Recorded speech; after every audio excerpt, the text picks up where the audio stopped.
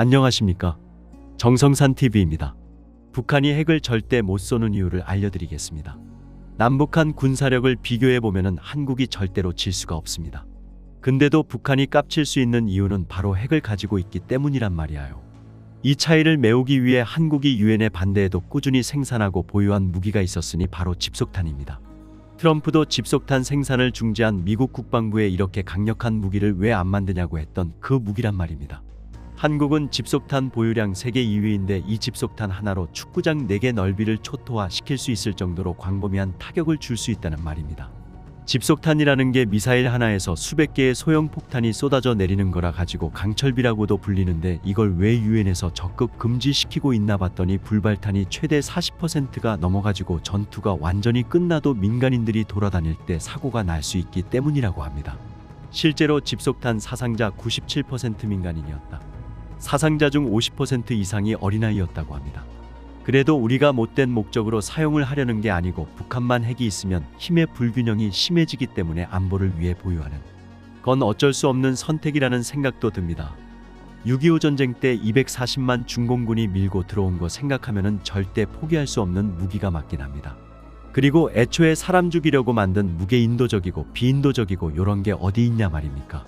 집속탄에는 대전차용 대인용 폭탄을 넣을 수도 있고 여차하면 백린탄과 같은 생화학무기까지 많이 넣을 수 있다고 하니 상대 입장에서는 핵만큼 두려운 무기일 것이다. 북한은 핵을 절대 포기하지 않을 것이라는 전제하에 핵을 가진 북한과 평화적 공존을 모색해야 한다는 주장이 제기됐습니다. 반면 북한의 핵 보유를 기정사실화할 경우 한국, 이란, 사우디 등에서 핵도미노 사태가 일어날 수 있다며 강력한 제재 등 경제외교, 군사적 압박을 더 강화해야 한다는 반박도 나왔습니다. 북한은 최근 12축 미사일 발사 차량을 공개하면서 장거리 대륙간 탄도미사일 개발을 시사했습니다. 북한은 또한 우라늄 농축 시설도 공개했는데요. 대략 1000개의 원심분리기가 있었죠. 과학자들은 북한 전역에 약 1만 개의 원심분리기가 있을 수 있고 2027년까지 200개의 핵탄두를 생산할 수 있는 핵물질을 확보할 가능성이 있다고 말합니다. 북한이 김정은의 지시대로 핵무기를 기하급수적으로 늘릴 수 있을까요? 애덤 마운트 선임연구원은 확실히 북한은 핵무기를 극적으로 빠르게 늘리고 있습니다. 다양화하고 있죠. 북한은 더 이상 김정은 또는 정권에 대한 공격에 대한 보복용으로만 무기를 보유하지 않습니다. 북한은 국지전에서 확전을 관리하는 데 유용한 역량을 개발하고 있습니다. 그래서 한국과 미국에 대한 제한된 타격과 강압을 위한 역량을 개발 중이죠. 또 더 강력하고 무거우며 사거리도 더 긴 대륙간 탄도미사일도 포함되어 있고요. 북한은 제한적이었던 역량의 많은 한계점들을 뛰어넘었습니다. 우리는 그들의 기술 개발 수준을 확실히 알 수 없었죠. 현재 미국은 정책적으로 북한이 대륙간 탄도미사일로 미 본토를 타격할 수 있다고 가정해야 할 시점에 도달했습니다.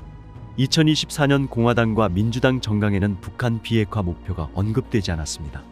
하지만 커트 캠벨 국무부 부장관은 상원 청문회에서 북한과 마주 앉아 대화할 용의가 있지만 북한을 핵보유국으로 인정하지는 않을 것이라고 말했는데요. 백악관에서 고위 정책 이반자로 활동하셨던 분으로서 미 정부가 공식적으로는 북한 비핵화를 말하면서 비공식적으로는 북한 비핵화가 불가능하다는 견해를 공유하고 있는 건 아닐까요? 앤서니 루지에로 전 선임국장은 고위 정책 이반자라면 각 부처든 백악관이든 북한 문제를 그 자체로만 보지 않습니다. 우리가 북한 비핵화 목표를 유지하는 이유 중 하나죠. 이란처럼 핵무기 개발 완료 문턱에 다다른 다른 국가들도 있습니다. 한국도 있죠. 아마 나중에 얘기하겠지만요. 한국은 핵무기를 원합니다. 사우디아라비아처럼 자체 농축 프로그램을 원하는 나라도 있죠. 이란과 맞먹는 역량을 갖겠다고 공언했고요. 그래서 우리는 북한을 비확산과 확산이라는 더 넓은 맥락에서 바라봐야 합니다. 우리가 비핵화, 군축, 위협 감소 같은 용어들을 두고 논쟁할 때 첫 번째로 중요한 점은 현재 북한이 우리와 대화할 의사가 없다는 겁니다. 그게 큰 문제죠. 그래서 우리의 협상 목표가 무엇이든 협상 자체가 이루어지지 않고 있습니다. 둘째, 우리는 북한에 대해 지렛대로 사용할 수 있는 제재 프로그램을 가지고 있지 않습니다. 사람들이 제재를 해제하면 좋은 거래를 얻을 수 있다고 하지만 북한이 수용할 만한 제재 해제는 없다는 겁니다. 그리고 셋째, 이 세 시나리오 모두 북한이 이를 준수하는지 검증할 대규모 시스템이 필요합니다. 그래서 만약 우리가 그렇게 하려면 작은 단계들보다는 차라리 큰 비핵화를 목표로 삼는 게 낫다고 봅니다. 작은 단계들조차 여전히 달성하려면 이런 요건들을 충족해야 하니까요. 그리고 가장 중요한 것은 손바닥도 마주쳐야 소리가 난다는 겁니다. 우리만 대화에 관심이 있죠. 북한은 지금 대화에 관심이 없어요. 가까운 미래의 북한의 비핵화 가능성이 거의 없으므로 한국과 미국은 핵을 가진 북한과 평화적으로 공존하는 방안을 찾아야 한다고 하셨죠. 하지만 그 가능성에 대해 회의적인 시각도 많습니다. 그 시나리오가 어떤 모습일지 간략히 설명해 주시죠. 마운트 선임연구원은 불행히도 핵무장한 북한을 관리하는 것이 유일하게 감내할 수 있고 실행 가능한 선택지입니다. 우리가 보기에 북한은 핵무장 국가로 남을 겁니다. 미국은 수십 년간 이런 상황 막으려는 목표를 가지고 있었습니다. 하지만 이제 그날이 왔고 우리는 미국과 동맹의 목표를 어떻게 표현할지 논의할 수 있습니다. 비핵화라는 표현은 적절하지 않습니다. 하지만 중요한 건 비공식적으로는 북한이 핵무기를 계속 보유할 것이라는 인식을 갖고 공개적으로는 그런 단어 선택에 신경 쓰기보다는 지속 가능한 장기적 전략을 마련해 핵보유국 북한을 억제하고 북한의 기술과 악의적 영향력 범죄 활동을 한반도 내로 제한하는 것입니다. 또 북한이 무제한적으로 군비를 증강하거나 그 영향력을 세계로 확산하는 것을 억제해야 합니다. 그리고 점진적으로 북한의 변화를 유도해 동북아에 더 안정적이고 번영하는 미래를 만들 방법을 찾아야 합니다. 북한이 핵을 보유한다고 해도 군사적으로 미국과 비교할 순 없겠지만 하지만 한국 입장에선 북한을 그대로 두는 것은 동맹에서 버림받을 것이란 우려를 불러일으킬 수 있습니다. 한국인들은 자체 핵무기를 갖고 싶어 하지 않겠습니까? 만약 미국이 공개적으로 북한을 현 상태로 인정한다고 한다면요.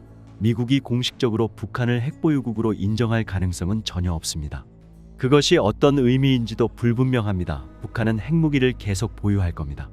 그리고 불행히도 가까운 미래에 우리가 그것에 대해 할 수 있는 일은 없습니다. 불가능한 조치를 기반으로 동맹을 구축하기보다는 현실을 직시하고 동맹 내에서 북한에 대한 매우 강력한 억지력을 지녔음을 인식해야만 합니다.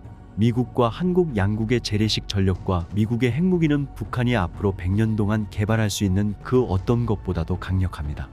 우리 억지력의 기반이 강력하다는 것을 인식하는 것이 가까운 미래에 북한을 상대로 지속 가능한 전략을 개발하는 첫걸음입니다. 한국이 핵확산 금지 조약을 위반하고 핵무기 개발을 시작하는 것은 한국과 미국의 이익에 막대한 실책이 될 겁니다. 그것은 북한을 억제하는 데 필요하지도 않고 한국을 이웃 국가들의 위협과 협박, 북한의 선제 공격에 노출시킬 겁니다. 제재와 경제적 비용도 들겠죠.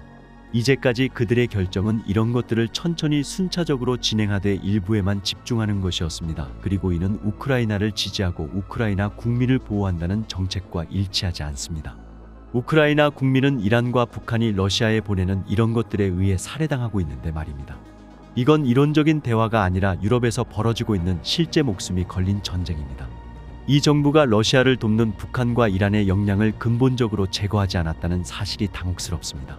선거 운동에서 공화당원들이 우리가 더 많은 지원을 해야 한다고 말하는 것은 이런 것들을 해야 한다는 겁니다. 그들이 말하는 건 이 정부가 미온적인 노력만 해왔다는 겁니다. 우크라이나를 지원하고 북한, 이란, 러시아에 대응하는 데 있어서 말입니다. 정성산TV 좋아요, 구독, 알림은 큰 힘이 됩니다. 후원해주시는 모든 분들께 가열차게 멸공.